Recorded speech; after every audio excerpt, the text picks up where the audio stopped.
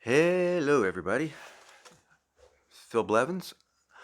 I thought I'd make a video today about my experiences with the Introduction to Long Range Patrol class that is offered through the Warrior Poet Society.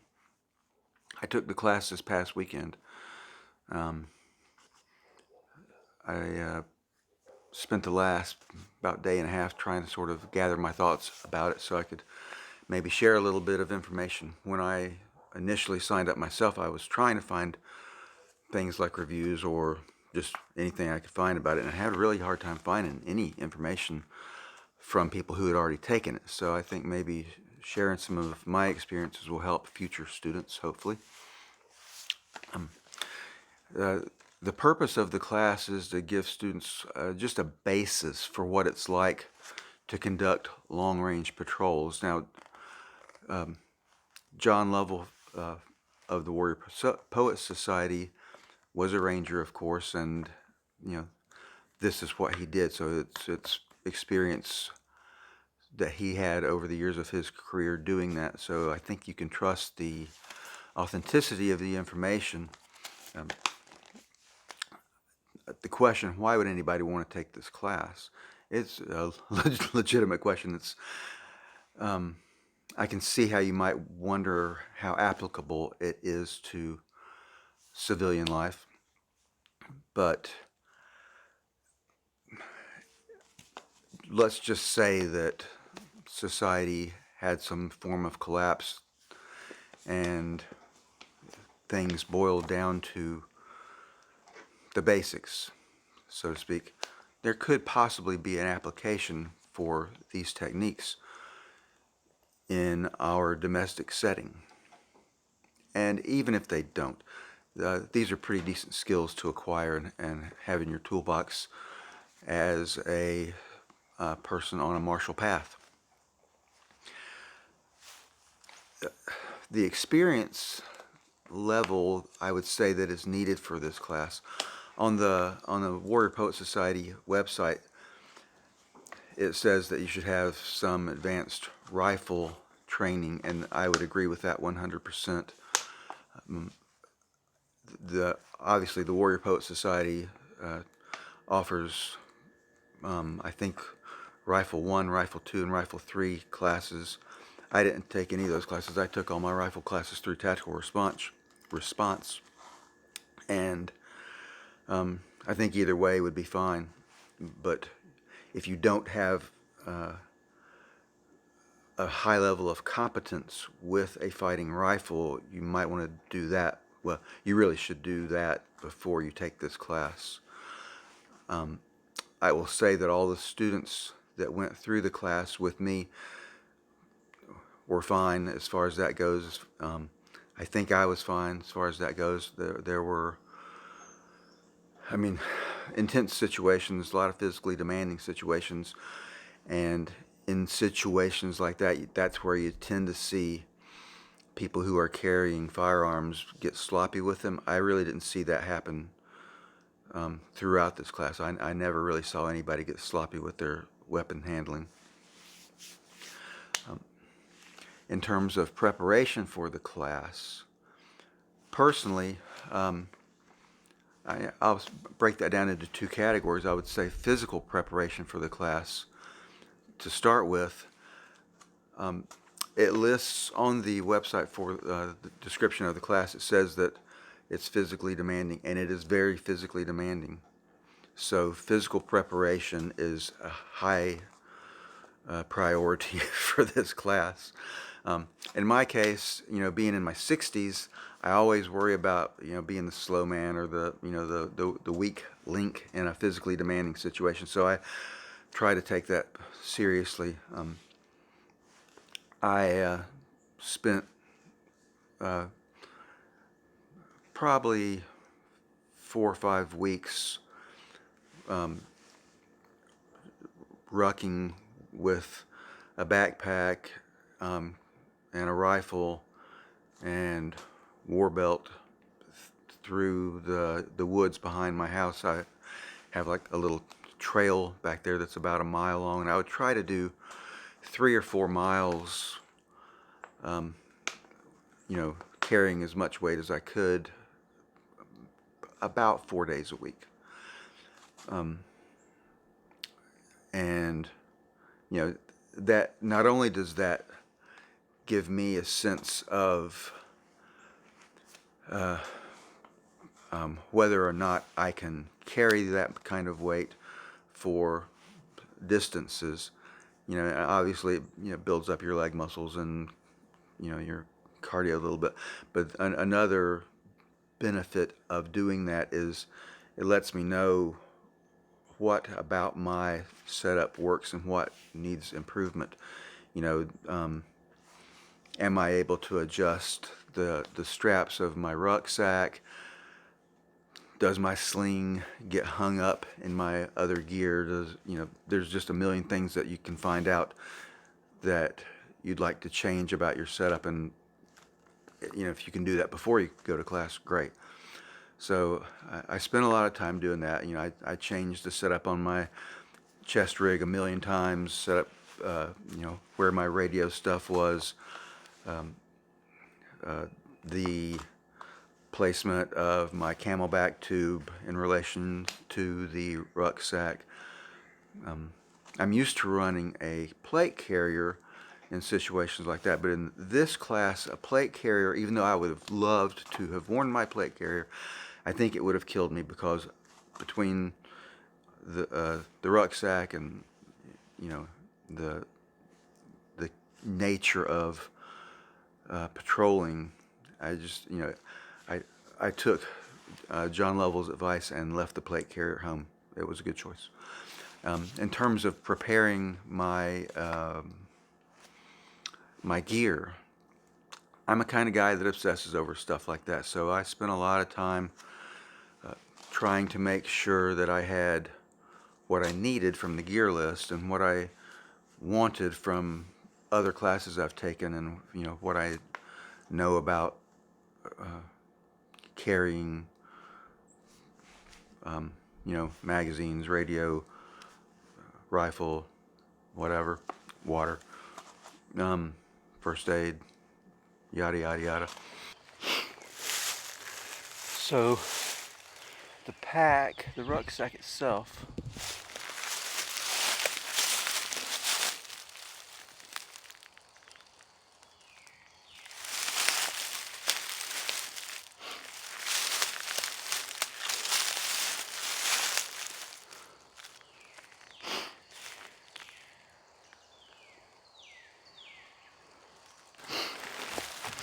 so for a rucksack, like I said, it's a small rucksack. This side I've got a big knife with a saw on one side. The other side just glasses pouch, because I've got my super special shooting glasses in there, and they will be needed later in class. Of course, camelback, love camelbacks.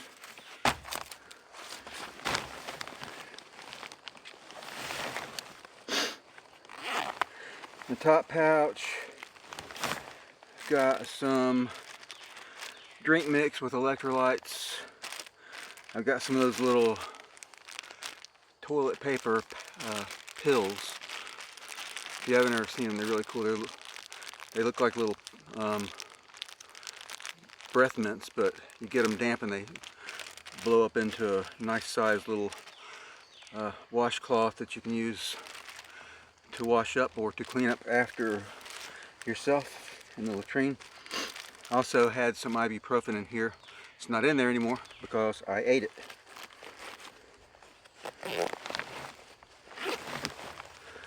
My pouch here got a cover for the rucksack.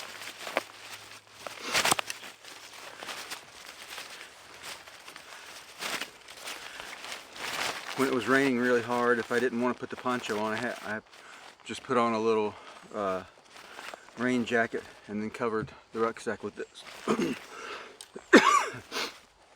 And at night, when I was using the poncho as part of my sleep system, I made sure that my rucksack and nods and everything were covered with this. Worked out really well. E-tool,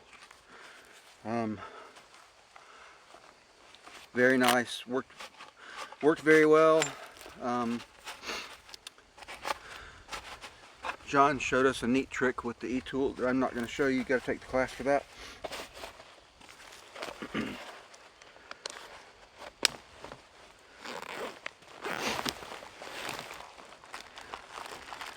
Here I've got a Sawyer Mini water filtration, some water treatment pills, collapsible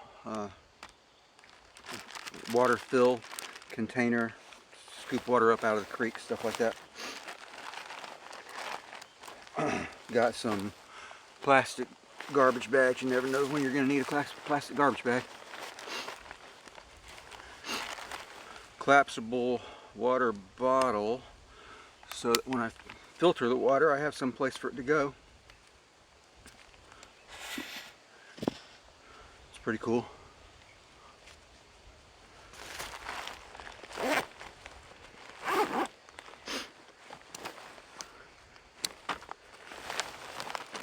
In my middle container, or middle compartment here, I've got food.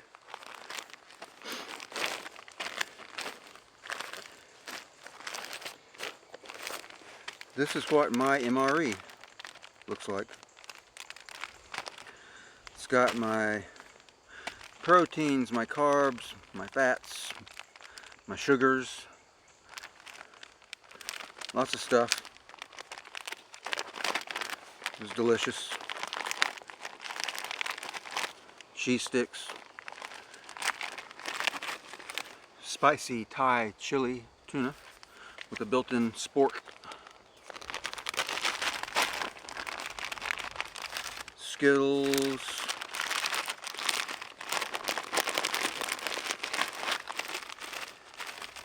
dehydrated banana chip, freeze-dried banana chips, excellent.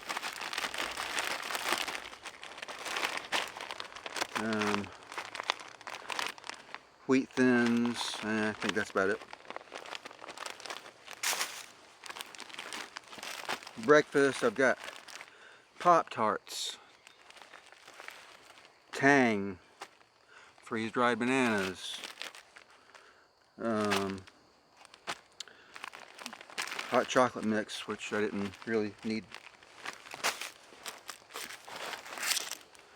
hand warmers,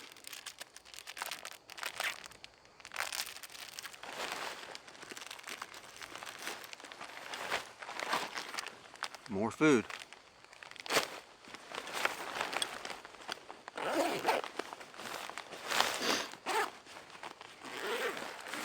In the big compartment,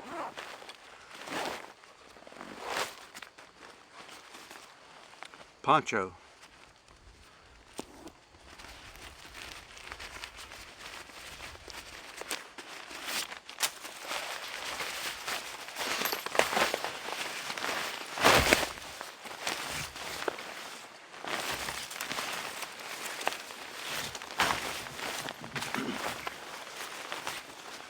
It's a really good poncho, lightweight, folds up really small. It did great as a shelter later on.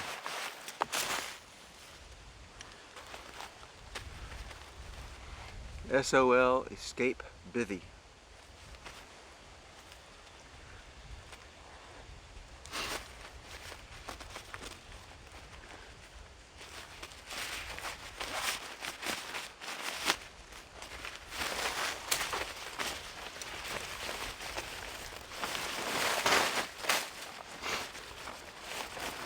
Very excellent.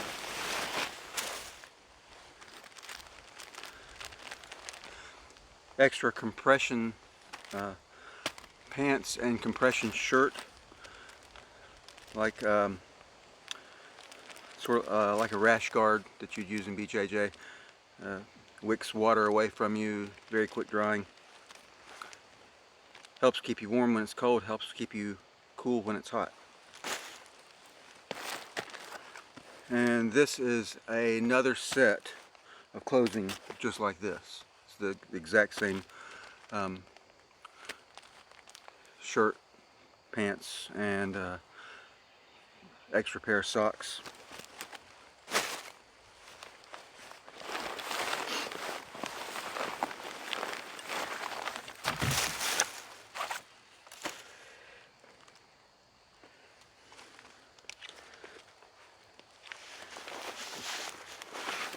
Chest rig.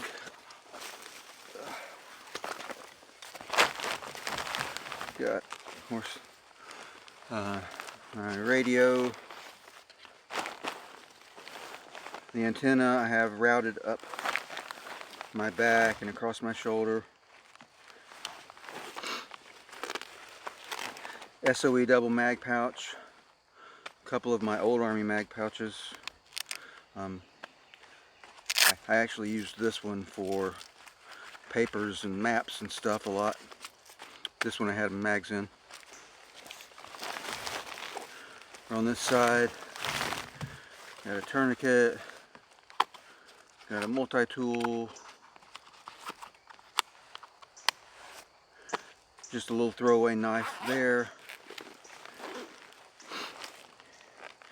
Here I've got pens, pencils, batteries, bug spray, map markers, my Right in the Rain,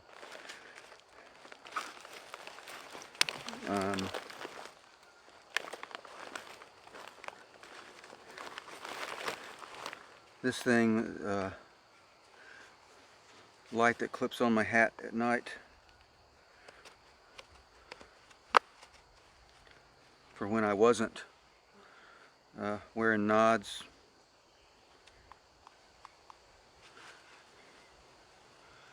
Had to use red light at night, no white lights.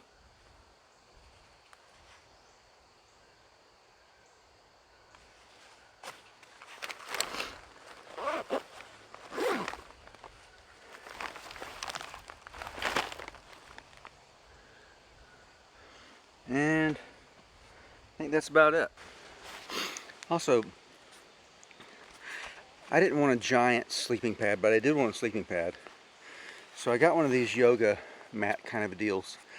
I sleep on my side anyway, so I didn't need it to be 36 inches wide. So I cut it down to about 18 inches wide, trimmed it so that it covered me from head to about knee. And it worked great. I slept on it. I was as comfortable as I could be. And it's pretty small. There were a lot of the students had really big pads. I mean, pads that were intrusive and got in their way as they were trying to do things. You know, a lot of them had big pads that would come loose and they'd be dangling as we were trying to cover ground. So I was happy with this. There were people who had inflatables. I'm not saying this was the best way to go, but it really worked well for me. The day of the class, we met at the Tactical Response classroom in Camden, Tennessee. Tactical Response is very graciously hosted this class for Warrior Poet Society for, I think, 4 years now, maybe. And so we met, got to meet the instructors. The class started off with some, classroom discussion. Not long. We got little handouts. I've kind of abused this handout, folded up and had it with me out in the bush, but it's a very thorough and portable little handout. We also got the Army Ranger handbook, which is a super nice a little soft cover book that covers so many topics. It's a very thorough book, and I can only guess it's fairly expensive. So we met the instructors, introduced ourselves to each other. There were 13 students for the class, 3 instructors, John, Sam, and Michael, and really just, started moving fast. You have to understand that we only had a weekend for this class and a lot of material. Now, the classroom portion didn't last a long time, but there was a lot of material given to us. Some of it was fairly technical and, necessary. Some of it was fairly technical, but just was sort of an FYI level of necessity. But we got that out of the way pretty quickly. The instructors were real good about fielding questions. If some of the things they were saying were too technical, they were very good about stopping and explaining, sort of walking things back for people who maybe didn't get some of the acronyms, And then we moved on to the action part of the class. The first thing I would say about the non-classroom component of the class was how it's formatted. And it was formatted in sort of a playing a I don't want to say role playing, that's but where you are given objectives, given scenarios, and you go through them as though you're doing them.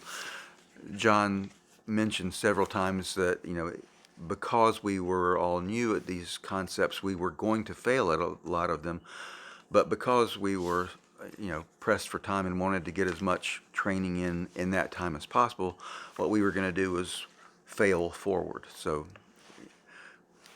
we will fail at some things, but we will learn from those things and keep rolling, which is what we did, and it worked very well, I thought. So the first thing we did was try to get to the area of interest where we were starting the class. This area is a wooded area outside of Camden, Tennessee. And if you've never been to Camden, Tennessee, there's a lot of, for being east of the Mississippi, there's a lot of wilderness, wild area around Camden, Tennessee.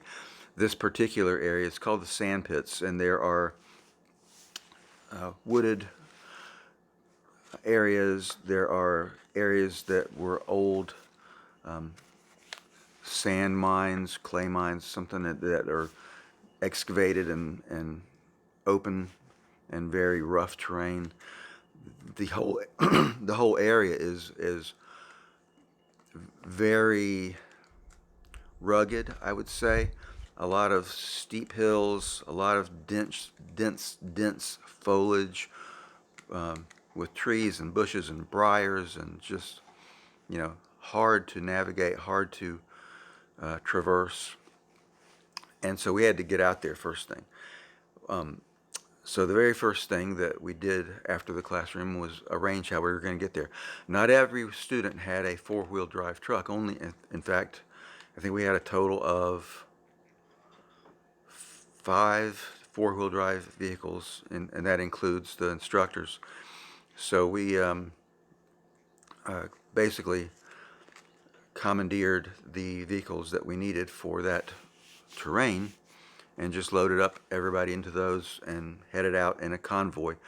Not everybody fit in the truck, so there were actually a couple of, or at least one guy in front of me sitting in the back of the truck, fully kitted out with his rifle slung, and we're heading through Camden. It would be more fun if we were in a city like Atlanta or Nashville, because Camden barely blinks an eye at stuff like that, but it was fun. So we drove out to the area. When we got to where we were going,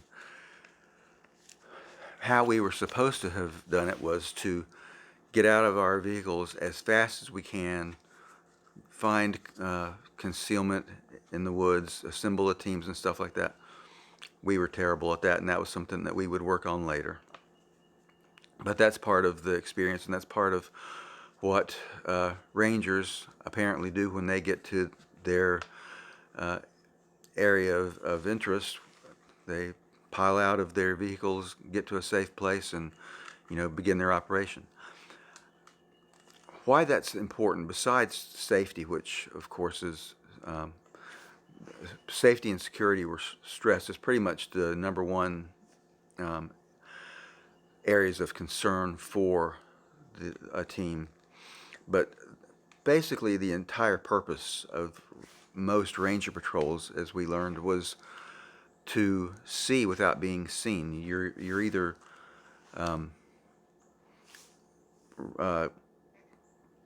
engaging in some sort of reconnaissance mission where you're trying to observe other parties and find out what they're up to without them knowing that you're doing that, or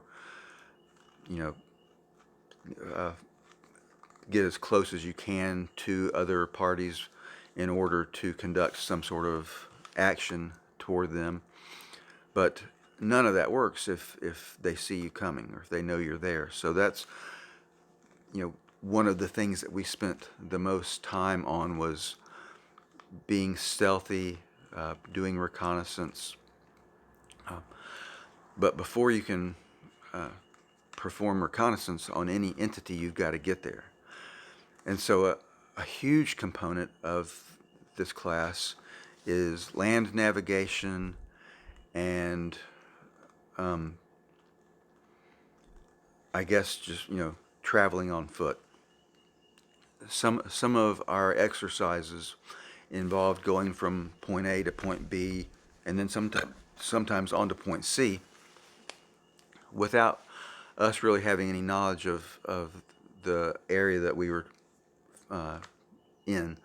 So you're using a map, you're using a compass, you're in some cases trying to use physical guides, landmarks. Maps are only so good, and they don't take into account always the presence of barbed wire fences or creeks or super steep hills or cliffs or drop-offs that really are not navigable in a practical way. So that became a huge part of the class, and that was a big part of why I think students needed to be in some level of good physical shape. Once you get to the objectives, then you're either conducting surveillance or in some cases trying to, let's say, rescue a target or capture a target, maybe assault a group of enemy combatants, something like that. So we had exercises throughout the class that involved all of those kinds of things. But no matter what we did, we were traveling to do it. One of the things that they stressed, one of the instructors stressed during the lecture components, was that don't take the easy way. And when he said that, you think, okay, that's great advice. But when you've been literally crawling through the mud for a kilometer trying to get close to an objective, and you don't know for sure how close you are to the objective, and you're tired of getting your clothes and your gear hung up in vines and wires and stuff, it's easy to want to stand up and walk a little bit, or you think, if I'll stand up and I'll crouch down, but they probably won't see me. You start feeling yourself tempted to take the easier ways. Many times taking the easier way would have been a good way to be seen by the other side. So it was good advice, and I had to remind myself several times when I was the lead in the team not to take the easy way. When I say the lead, I mean the point man in a group of 6, which was each of we had 2 teams. One team had 6 members, one team had 7 members. So the point man isn't really the leader of the team. There's a team leader, and overseeing both teams as a squad leader. We got to interchange leadership roles throughout the class, and that was a really valuable thing, so that everybody got a chance to be team leader. Nobody really wants to be team leader, and so it was always interesting to watch people sort of defer when the instructor said, "Okay, who hasn't been leader yet?" People would just like look away. They're hoping not to get picked, but everybody did fine. When you're the team leader, you make decisions. When you're not the team leader, you have to go with the decision that the team leader makes. And throughout the course of the class, we got better at understanding the roles of the team leader and the members of the team who aren't the team leader, and what you should be doing in those respective roles. We did a full day of mini exercises. I'll sometimes call them operations, but we would conduct an exercise or an operation, get done with it, call the instructors would call an administrative pause to what we were doing, so that we were now not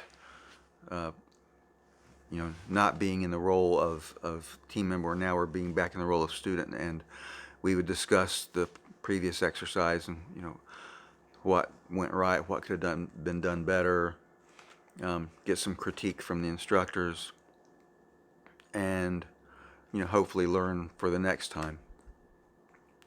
It was a full day of that. The first day it was raining pretty much all day.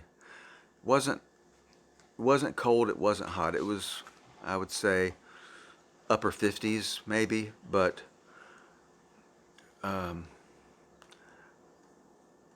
by the evening we were pretty wet from sweat and rain, and crawling through the wet pine grass and pine straw, and sliding up and down in just mud and hills. At the end of the day, we found a location to set up for the night. Again, because we don't want to be detected, we wanted to make sure that we are far from any beaten trails. We were not in an open area that was likely to be seen by the enemy, which basically means we were at the top of a rise, but basically sleeping in bushes. It wasn't a big open area. Wasn't someplace that anybody's going to accidentally walk through. We would hear and or see someone coming if that were to happen. We ate our nighttime meal. I'm not sure that everybody was super hungry, because even though we had expended a lot of energy, everybody was pretty excited and ready to go for the nighttime portion of the class. One of the cool things about this class was we had the opportunity to, as an add-on, rent nods, night vision. Warrior Poet Society brought helmets and night vision setups that could be rented for the night part of the classroom, and everybody did it. So that was awesome that everybody got a chance to go out on night exercises wearing night vision. And that was really cool. If you've never worn night vision, it's magic, and it's really neat. The sand pits were a great place to do this because we got to practice going up and down hills in the woods, through bushes and trees. If you don't know, when you're wearing night vision, you really can't see very much. You're looking through these tubes, so it's like walking around with cardboard tubes taped to your face, and you can't see your feet. You can't see out to either side.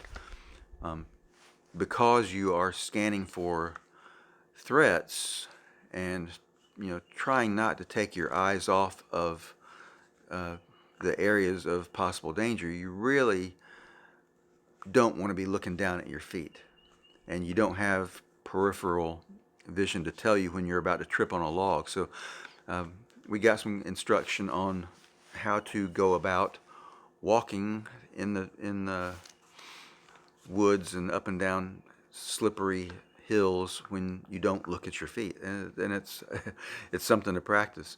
They stress that you shouldn't feel bad if you trip and fall wearing night vision, because apparently everybody does it. I didn't see anybody do it in our team, but I can see how it would be pretty easy to do. John was real good about giving instruction on the best way to walk quietly in general, but especially wearing night vision when you're trying not to step on sticks and things that are going to make noise. And that was pretty cool. When we got back to our base, again, in the dark, having to join back up with the other team who had been guarding the base while we were gone. That was awesome. We set up our sleeping arrangements, which is something I'll go into in a little bit. But we don't have tents. We're not building fires. Basically sleeping under the stars. You got to remember that we're carrying big rucksacks with all of our stuff as we're doing most of these exercises. So you don't want to have a whole lot of stuff on your back. You don't want to weigh 300 pounds as you're trying to stealthily climb up a mud hill. So most of the students were sleeping in very minimal bivvies just under the stars, and that was pretty awesome. Of course, we had to conduct security throughout the night, so we had teams with sleep schedules and wake schedules. Just in general, we worked 1-hour shifts of security and made sure that nobody snuck up on us during the night. And without going too much into it, that's something you have to be actually mindful of in the area where we were conducting this class. Just put it that way. I would say of the 13 students, maybe 4 got a good night's sleep. I think between just the excitement, the fact that you're trying to sleep under a bush, on the ground, in the wet, during the night, the rain broke and the full moon came out, so I was trying to sleep with basically a bright light in my face once the moon came out. There were coyotes, there were whippoorwills going crazy all around us, there were dogs barking in the distance. So these are all things that rangers have to deal with when they're out on patrol. So it's you're getting the experience. I was able to sleep some, not as good as I'm able to sleep when I'm home in bed, but not terrible. My my setup was satisfactory to me. And the next day we got up, conducted more exercises, went to a different location, conducted more exercises. There were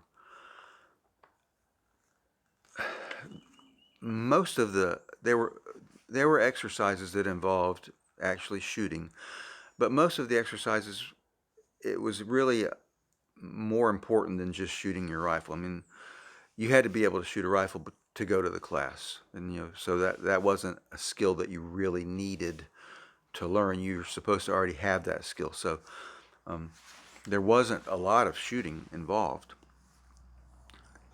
It was more the tactics and the mindset of doing the patrol, of being out there on your own, having to find your way from point A to point B on your own, work as a team, and deal with the stress, deal with the fatigue. I will say that the instructors were more fit probably than any of the students, which was excellent. We weren't being asked to do anything that they couldn't do. We weren't being asked to do anything that they didn't do. They were doing it with us. They slept out there, with us. It was a they became sort of a silent part of the team, and that was pretty awesome because their depth of experience. That's these guys have done this for a living, and with the added stress of knowing that people really were trying to kill them. In our case, we weren't exactly sure that there were people trying to kill us. At one point, there was some question about that, but that's another story. The instructors have great temperaments. All three of them really have the heart of a teacher, and were very good at reading the students, I thought, and being encouraging when they needed to be encouraging, being firm when they needed to be firm.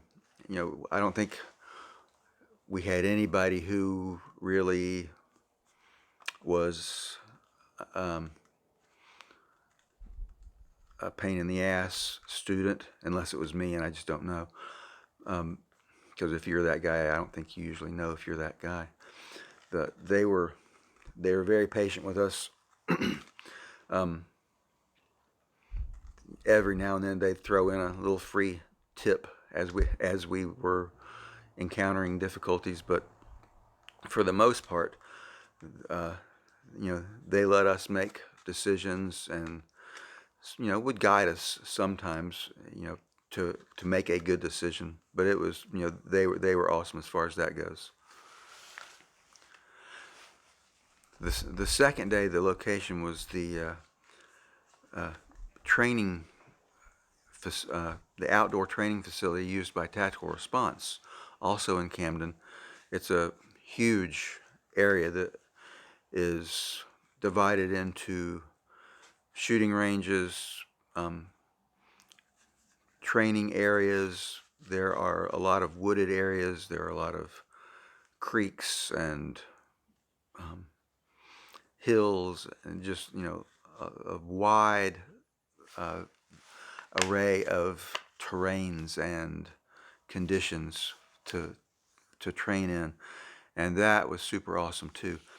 Now, because I've trained a lot with Tactical Response, I know that range very well, so I felt like I was a little bit cheating in the navigation of that area because I knew that area, and my team benefited from that somewhat.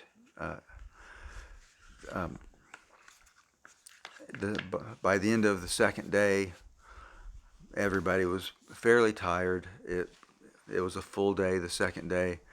The first day had been rainy. The second day was sunny and not hot, but warm. So, people who were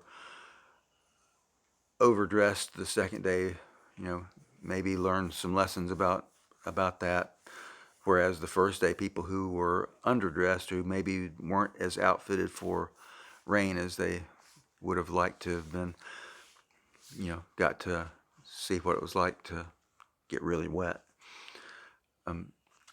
At the end of the second day, when we finished our final outdoor exercise, we evacuated the area as quickly as we could, which was something that we had practiced over the course of the class, and got back to the classroom at Tactical Response, where we talked about the last exercise. We talked about the class as a whole. John, who is the owner or leader or whatever of Warrior Poet Society, is very invested in his curriculum. You can tell it's important to him to get it right, and so he is super concerned about our impressions of the course. We like many classes, we filled out a class evaluation, but it wasn't just a perfunctory thing that we did. He was serious about it, and even after we did that, we spent a long time talking about what we liked about the class, what we'd like to see if we were to take the class again, what would have made it even better. And it was good to see that he was taking it very seriously. I'm used to seeing that level of concern from Tactical Response because James has the same type of ownership for his curriculum. He's very concerned that his students get the full meal deal on the curriculum, and that's super important to me, to see someone who really wants their curriculum to go the way they planned it to go. So that was sort of an outline of the class. I'll talk a little bit more about the gear involved, and what I use, what I liked, what I do differently about that here now. So some of the things that I would do differently. I spent a lot of time making sure that I could carry a heavy pack, or not that heavy, but carry a pack as heavy as it needed to be, as far as I needed to carry it, and I did well with that. What I would do differently was I would spend more time being able to move fast. There were a couple of times where we needed to double time it from the final point of an exercise back to the vehicles, or just away from the X. And so, I mean, if you haven't seen John Lovell running through the woods with a backpack on, that's something you need to see. It's crazy, and in my best days, I would not dare to do that, because if I fell, I'd be rolling down the hill like forever. I'd probably never stop rolling. But when we had to book it out of a situation, or haul ass back to the vehicles, especially when I'm wearing my ruck with 20 pounds and the 20-pound chest rig and war belt, I was not able to run a half a mile in that setup. I could walk fast, but there were probably about half of the class just didn't have it in them to run a half a mile. You should be able to run a half a mile, and I could have run a half a mile without 50 pounds on me. But if I had it to do over again, by the time the class came, I'd be able to run a half a mile or more with 50 pounds on me. I mean, it wasn't a deal killer by any stretch of the imagination, but when there are guys up there ahead of you who are doing it, you want to be one of those guys. You don't want to be one of the guys who isn't doing that. Gear-wise, the knee pads that are built into my pants. I almost always wear strap-on knee pads. For every other class I've ever taken, I've worn strap-on knee pads and have had nothing but good experiences with those. Because the camo, um, you know, combat pants that I wore for this class, they had the pockets for the knee pads. I figured I would do that. I would wear those knee pads. And even though they did great, when I was crawling through rocks and sticks and briars and stuff, especially on the second day, they pulled out of the pockets a couple of times. If I had it to do over again, I might still use them. I might use the strap-on knee pads, but I might still use those insert knee pads. But if I did, I would Velcro them into the pockets. The pockets themselves have Velcro, but the knee pads didn't. So I would attach Velcro to those and make sure that it was much harder to pull them out of the little pockets. Something I would do differently is I would use my compass more. I think everybody had compasses. Like I said, there was a huge navigation component where we had maps. We had map markers. We're plotting out distances and headings as good as we can. I relied a lot on my Garmin watch. That it's got GPS, it's got a compass, it's got altimeter, so it could tell me how much I was climbing, how much I was descending. It could tell me my heading. It could tell me how far I traveled, or it could breadcrumb my path so that if I had to get back to where I started, it would tell me how to get back there. That's great. It's cool. It's technology. I kind of did it because I wanted to see if it worked, and it did. But if I had it to do again, and if I took this class again or a class like it, I would just use my compass and the map more, because it's a skill. Now that I know that I can do it with the Garmin, I'd like to know that I could do it without the Garmin. I think I was the only guy doing that. And again, my team started to, because it's so accurate and relatively easy, we relied on it a lot. But if you're out there for 5 days, something could happen to your watch. It could get broken. Maybe you don't have a way to charge it. Maybe the GPS system goes down, or there's interference or something. So I would like to have used my compass more. Not a big regret, but it's a thing. Something that I would do differently if I could next time. I try to be a good student. I've been a trainer in professional situations a lot in my life, and I know what it's like to have a student who is always asking a question that really is not so much a question as just a way to show that they know something about this, and they want everybody to know that they already know this. I may have done that some in this class, ask questions that, I don't know. I think I would hope that I would be a good student. I hope I was a good student, but I found myself at times, not keeping quiet when I thought I possessed knowledge that I wanted to throw into the situation. Anyway, I hope if you know what I'm talking about, you know what I'm talking about. I was trying to be a good student.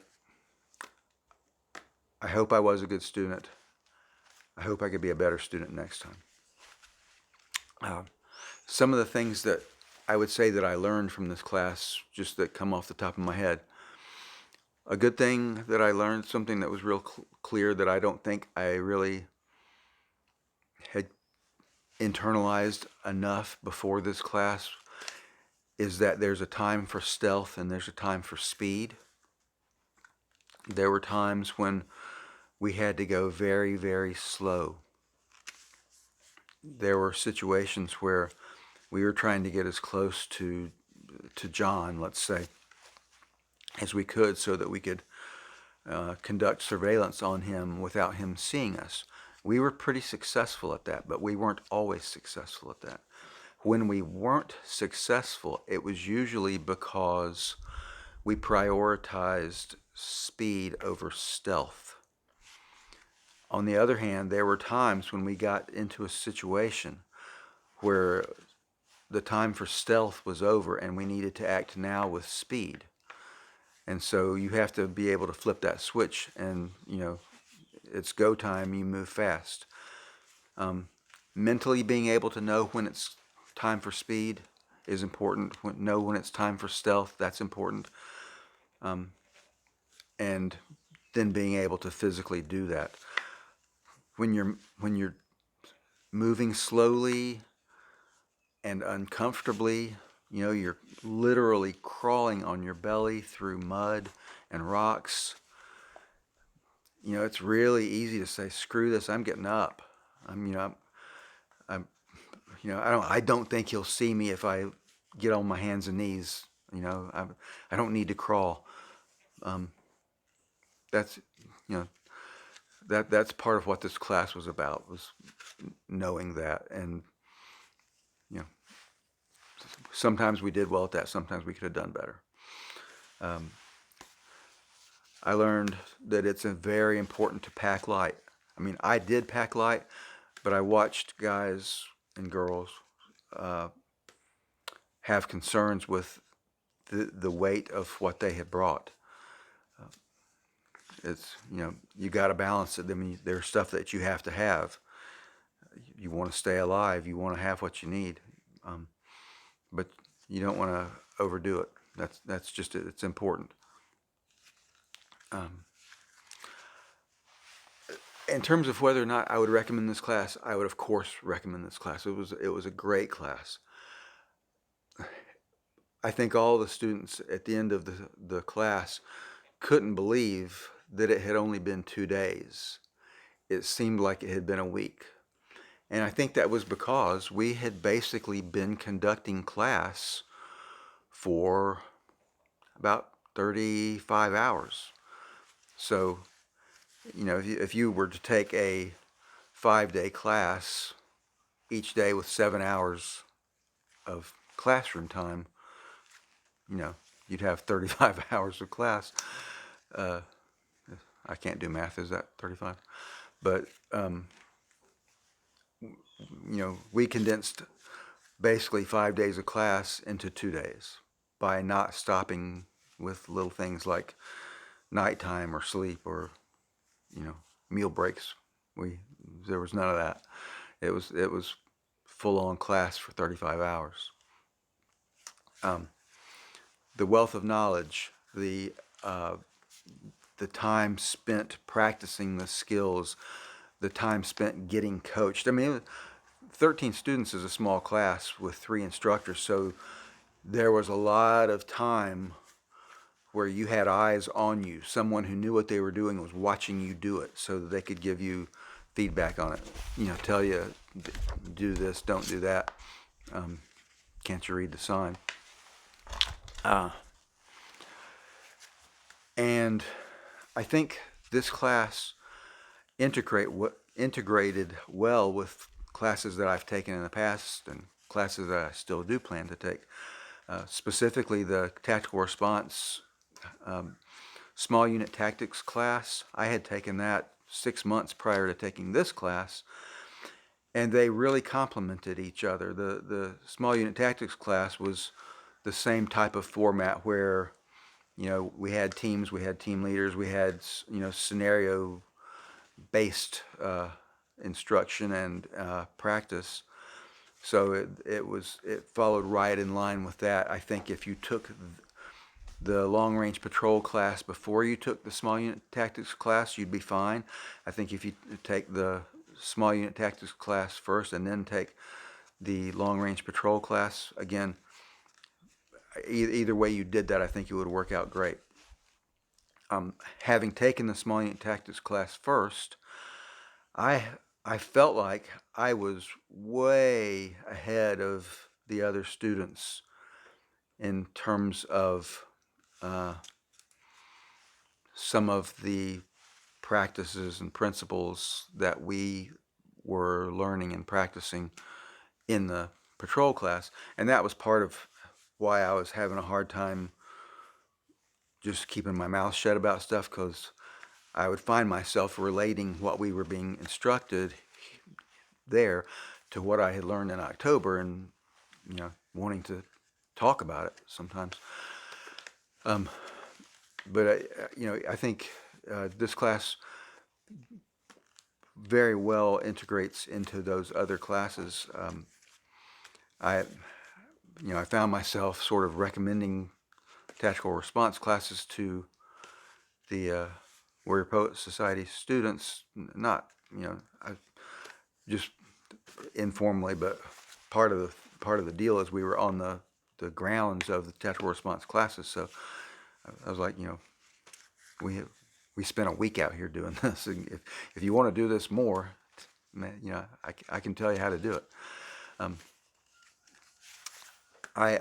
I could see myself taking this class again. Actually, I don't know if that's something that I'll ever do, because there are still a lot of the classes at Tactical Response that I would like to take. A direct action class that's going on as I make this video that I am unable to attend. The CQB class. All these are week-long classes, and I mean, I learned a lot in those classes too. So I know this has been a long video. If you've stuck it out this long, great. If you have any questions, drop them in the comments, and I'll do my best. Probably, if you're watching this video, you know me. See you next time.